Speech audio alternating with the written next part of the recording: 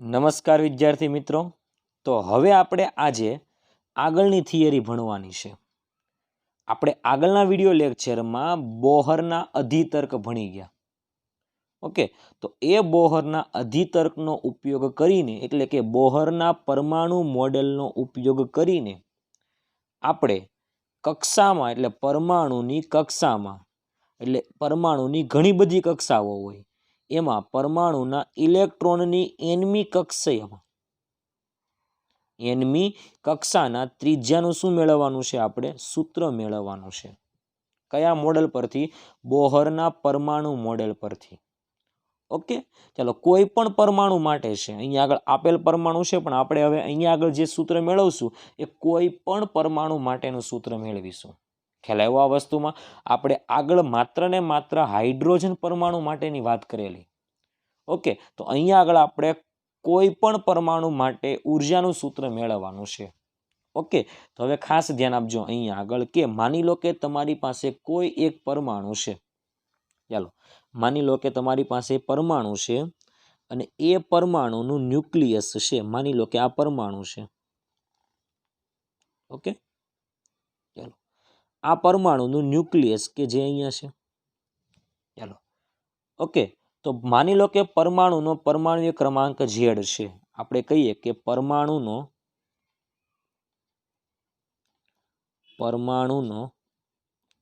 પરમાણ્વીય ક્રમાંક કેટલો છે? ઝેડ છે.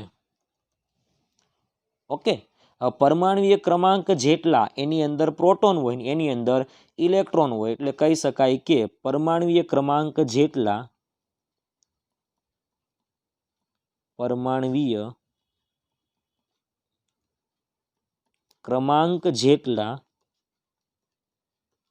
પ્રોટોન અને ઇલેક્ટ્રોન હોય છે. પ્રોટોન અને ઇલેક્ટ્રોન હોય છે પરમાણ્વીય ક્રમાંક જેટલા. ઓકે, એટલે આપણે કીધેલું કે પરમાણુનું કેન્દ્ર કે જેને ન્યુક્લિયસ કહેવાય, ન્યુક્લિયસમાં પ્રોટોન હોય અને ન્યુટ્રોન હોય, પણ ન્યુટ્રોન તો તટસ્થ છે એટલે પરમાણુના ન્યુક્લિયસમાં રહેલો વિદ્યુતભાર ધન વિદ્યુતભાર હશે. ઓકે, એટલે અહીંયા આગળ આપણે કહી શકાય કે અહીં પરમાણુના ન્યુક્લિયસમાં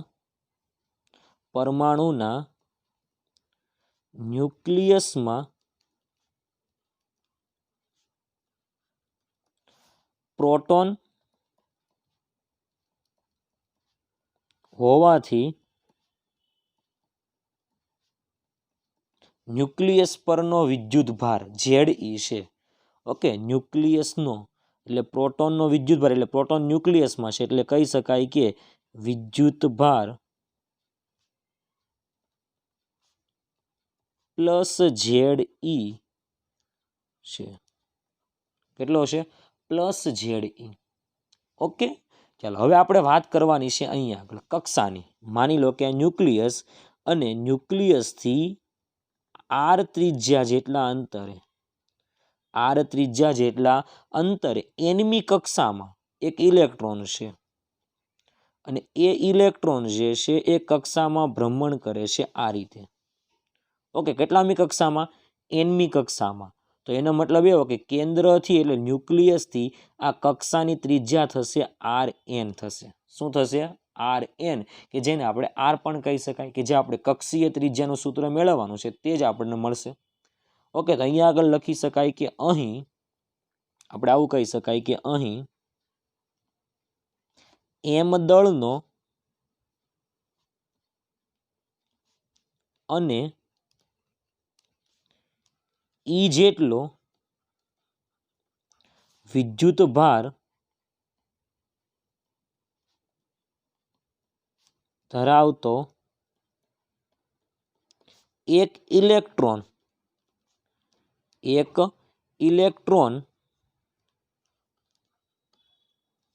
કક્ષામાં, પણ આપણે કહીએ કે એક ઇલેક્ટ્રોન એનમી કક્ષામાં કઈ કક્ષામાં? nમી કક્ષામાં ભ્રમણ કરે છે તો ભ્રમણ કક્ષાની ત્રિજ્યા, ભ્રમણ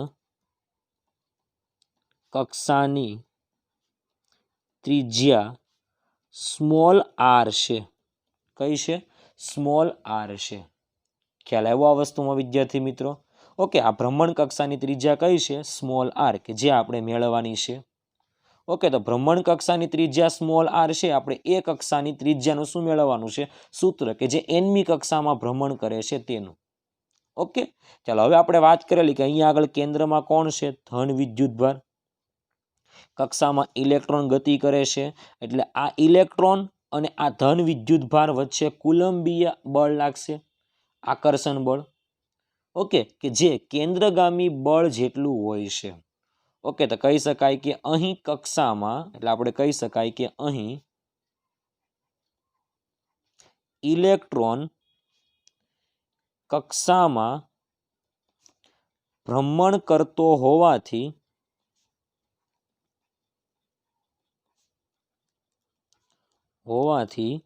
આપણે કહી શકાય કે કેન્દ્રગામી બળ, શું કહી શકાય?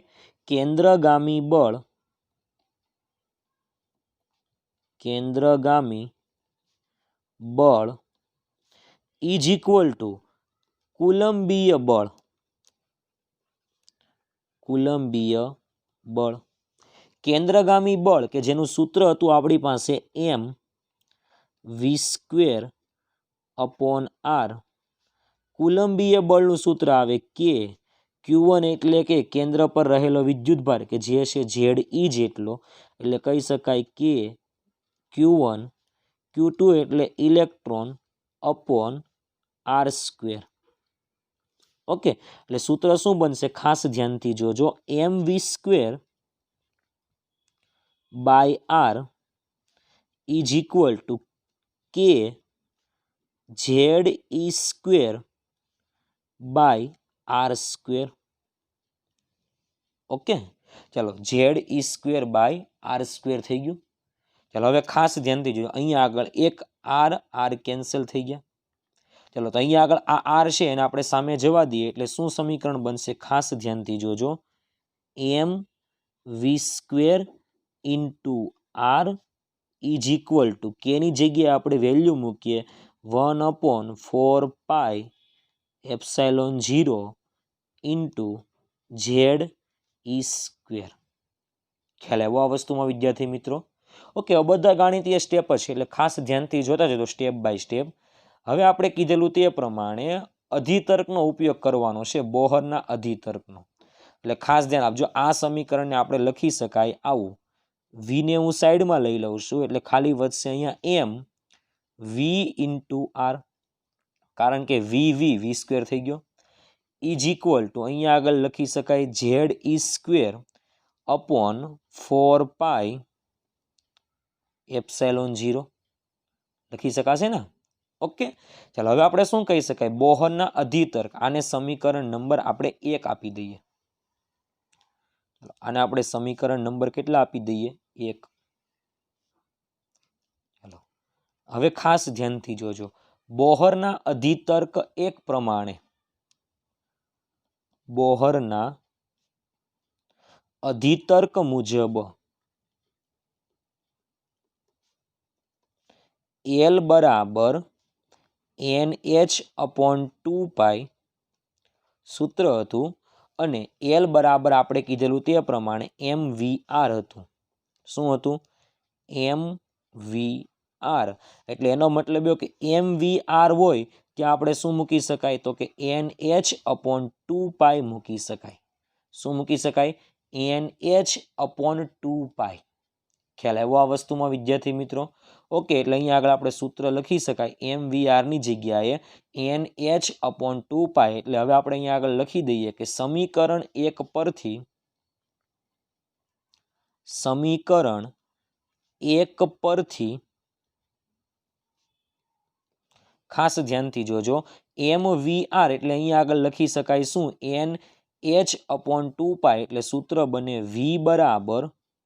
v into NH upon 2 pi NH upon 2 pi is equal two, ખાસ ધ્યાનથી જોજો અહીંયા આગળ શું છે, ઝેડ ઈ સ્ક્વેર અપોન 4 પાઈ એપ્સાઇલોન 0, એટલે અહીંયા આગળ સમીકરણ લખી શકાય Z e square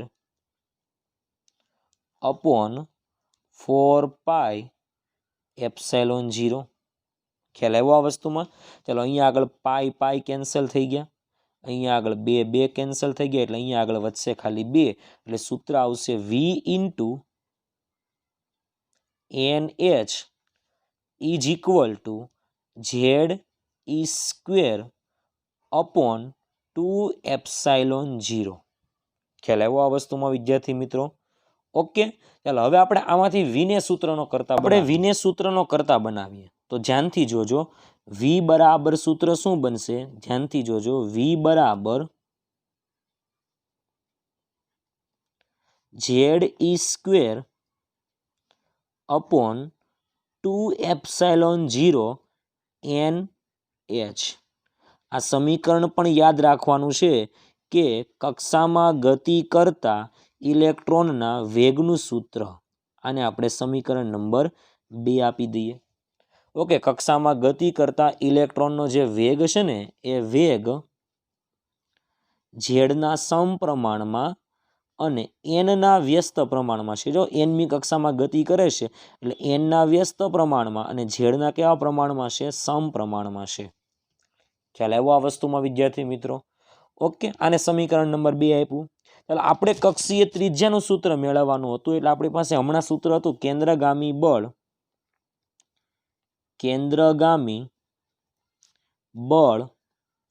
is equal two કુલંબીય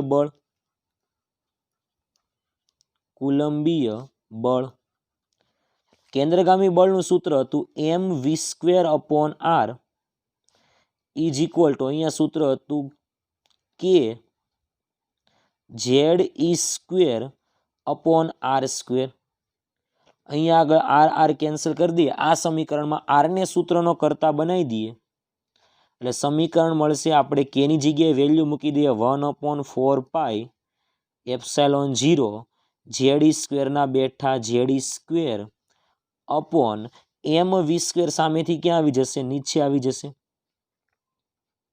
okay, એટલે હવે આ સમીકરણમાં આપણે સમીકરણ નંબર 2 ઉપરથી જે વેગ મળેલો ને એની કિંમત આપણે આમાં મૂકી દઈએ. ઓકે, એટલે આપણે કહી શકાય કે સમીકરણ નંબર 3માં સમીકરણ નંબર 2 ની કિંમત મૂકતા, એટલે અહીંયા આગળ કહી શકાય કે સમીકરણ 2 માંથી, એટલે સમીકરણ 2 ની કિંમત મૂકતા, સમીકરણ 2 ની કિંમત જો આપણે મૂકીએ એટલે આપણી પાસે સમીકરણ વધે r બરાબર સમીકરણ અહીંયા હતું, જો ઝેડ ઈ સ્ક્વેર અપોન 4 પાઈ એપ્સાઇલોન 0 એમનેમ તો એ જ રહેશે, એટલે અહીંયા આગળ કહી શકાય ઝેડ ઈ સ્ક્વેર અપોન 4 પાઈ એપ્સાઇલોન 0 એમ તો એમનેમ જ રહેશે. ચલો વી સ્ક્વેર, અહીંયા આગળ વી સ્ક્વેર છે સમીકરણ નંબર 2 માં, વી સ્ક્વેર એટલું હતું Z e square upon 2 epsilon 0 NH. તો આપણે અહીંયા આગળ કિંમત મૂકી દઈએ Z e square upon 2 epsilon 0 NH આખા પદનો વર્ગ કહી દઈએ. ખ્યાલ આવ્યો આ વસ્તુમાં વિદ્યાર્થી મિત્રો? ઓકે, ચાલો અહીંયા આગળ આપણે કિંમત મુકાઈ ગયા, વીની કિંમત આપણે આ સમીકરણમાં મૂકી દીધી, એટલે આપણને શું મળી ગયું? r મળી ગયું. ઓકે, ચાલો આપણે અહીંયા આગળ વર્ગ કરી દઈએ, એટલે આપણી પાસે સમીકરણ મળશે r બરાબર ઝેડ ઈ સ્ક્વેર અપોન 4 પાઈ એપ્સાઇલોન 0 એમ તો એમનેમ જ રહેશે. ચાલો અહીંયા આગળ સ્ક્વેર કરો તો થશે ઝેડ સ્ક્વેર e⁴ અપોન 2 નો સ્ક્વેર 4 એપ્સાઇલોન 0 નો સ્ક્વેર એપ્સાઇલોન 0 સ્ક્વેર n નો સ્ક્વેર n સ્ક્વેર h નો સ્ક્વેર h². ઓકે, ચાલો હવે પહેલાં આપણે આમાંથી જે કટ થતું હોય ને એ પહેલાં કટ કરી નાખીએ. જો ધ્યાનથી, અહીંયા ઝેડ સ્ક્વેર, એક ઝેડ કેન્સલ થશે, અહીંયા આગળ ઈ સ્ક્વેર અને અહીંયા આગળ e⁴ માંથી એક e² નીકળી જશે, 4 નીકળી જશે. ઓકે, તો ચાલો ધ્યાનથી જોજો, અહીંયા આગળ શું વધે એના વિશે વાત કરીએ કે આર બરાબર અંશમાં કાંઈ વધતું નથી, 1 વધે છે. છેદની વાત કરીએ આપણે, પાઈ એપ્સાઇલોન 0 એમ. અહીંયા આગળથી ધ્યાનથી જો, એક એપ્સાઇલોન 0 પણ કેન્સલ થઈ જાય છે, જો ખ્યાલ આવ્યો આ વસ્તુમાં વિદ્યાર્થી મિત્રો? ઓકે, એટલે અહીંયા આગળ શું લખી શકાય આખું સ્ટેપ? એપ્સાઇલોન 0 કાઢી નાખો તો આપણે અહીંયા આગળ લખી શકાય પાઈ, બીજું શું વધશે? એમ, એક ઝેડ વધશે અહીંયા, કારણ કે એક ઝેડ સ્ક્વેર અને ઝેડમાંથી ઝેડ નીકળી ગયો તો અહીંયા આગળ ઝેડ વધશે, ઈ સ્ક્વેર વધશે, અપોન અહીંયા આગળ 4 નીકળી ગયો, એક એપ્સાઇલોન 0 વધે છે, એન સ્ક્વેર વધે છે અને એચ સ્ક્વેર વધે છે. ચાલો જો, છેદનો છેદ ક્યાં જશે? અંશમાં જશે, એટલે આપણું ફાઇનલ સમીકરણ આવું મળશે. ધ્યાનથી જોજો, આર બરાબર એન સ્ક્વેર અંશમાં જશે, એચ સ્ક્વેર અંશમાં જશે, ઇન્ટુ એપ્સાઇલોન 0 પણ અંશમાં જશે, છેદમાં વધશે શું? તો કે ઝેડ. પહેલા વધશે ઝેડ, ઈ સ્ક્વેર પાઈ ઇન્ટુ એમ, એટલે આપણે આવું પણ લખી શકાય પાઈ ઝેડ એમ ઈ સ્ક્વેર. ખ્યાલ આવ્યો આ વસ્તુમાં વિદ્યાર્થી મિત્રો?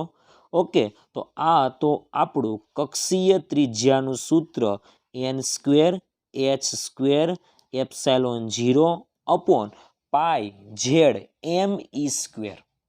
ઓકે, સૌથી મોસ્ટ આઈએમપી સૂત્ર છે કે જે તમારે યાદ રાખવાનું છે, એટલે આ સૂત્રને તમારે બરાબર રીતે યાદ રાખવાનું છે.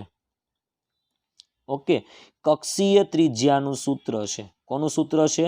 કક્ષીય ત્રિજ્યાનું સૂત્ર. જે સૂત્ર છે એમાં ત્રિજ્યા એન સ્ક્વેરના સમપ્રમાણમાં છે, જો ધ્યાનથી, અને ઝેડના કેવા પ્રમાણમાં છે? વ્યસ્ત પ્રમાણમાં. એટલે લખી શકાય આર સમપ્રમાણમાં એન સ્ક્વેર અને આર સમપ્રમાણમાં ઝેડ, સોરી આર વ્યસ્ત પ્રમાણમાં ઝેડ, એટલે આર વ્યસ્ત પ્રમાણમાં 1/z. ઓકે, એટલે આ બંને કોન્સેપ્ટને પહેલાં તમારે ધ્યાનથી સમજવાના છે. ઓકે, આર સમપ્રમાણમાં એન સ્ક્વેર એટલે કહી શકાય કે ત્રિજ્યા જે છે એ એન સ્ક્વેરના સમપ્રમાણમાં છે. ઓકે, એટલે આપણો સવાલ શું હતો કે બોહરના અધિતર્ક એટલે બોહરના મોડેલ પરથી કક્ષીય ગતિ કરતા ઇલેક્ટ્રોનની કક્ષીય ત્રિજ્યાનું સૂત્ર મેળવો.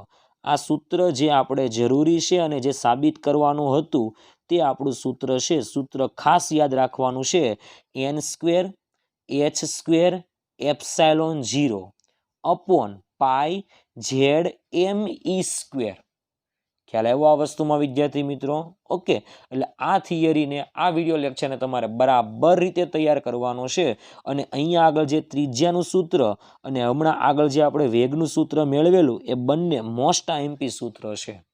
ખ્યાલ આવ્યો આ વસ્તુમાં વિદ્યાર્થી મિત્રો? ઓકે, એમાં ખાસ કરીને આ ત્રિજ્યાનું સૂત્ર તમારે ખાસ તૈયાર કરવાનું છે. ખ્યાલ આવ્યો આ વસ્તુમાં વિદ્યાર્થી મિત્રો? ઓકે, તો આ તો આપણો આજનો વિડીયો લેક્ચર. ઓકે.